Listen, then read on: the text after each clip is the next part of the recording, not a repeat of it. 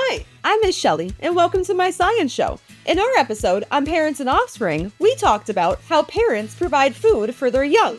Well, did you know that the offspring also have to tell their parents when they're hungry?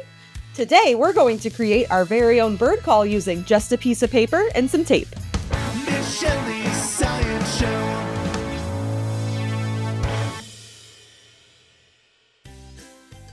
For this activity, you're going to need a sheet of paper, 2 pencils, some scissors, and some tape.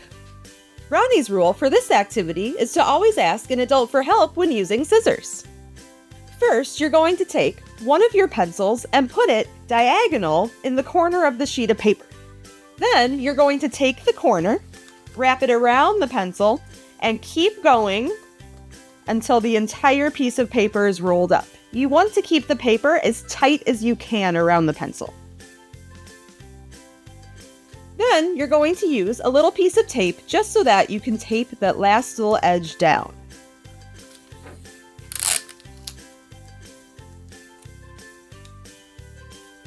Next, you're going to take your other pencil and use it to poke the pencil inside of the tube out.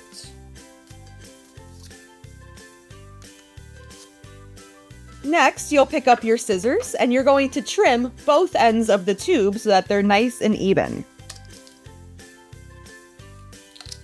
Then, you'll choose one end of the tube and flatten it down just a couple of inches. You don't have to go too far back. And then finally, you'll take the scissors and you're going to cut on both sides of that end to turn it into sort of an arrow. It doesn't have to be perfect. Now, your bird call is ready.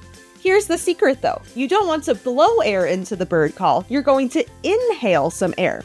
You don't have to inhale very hard, so if you feel like you're trying really hard, just take a pause and try again.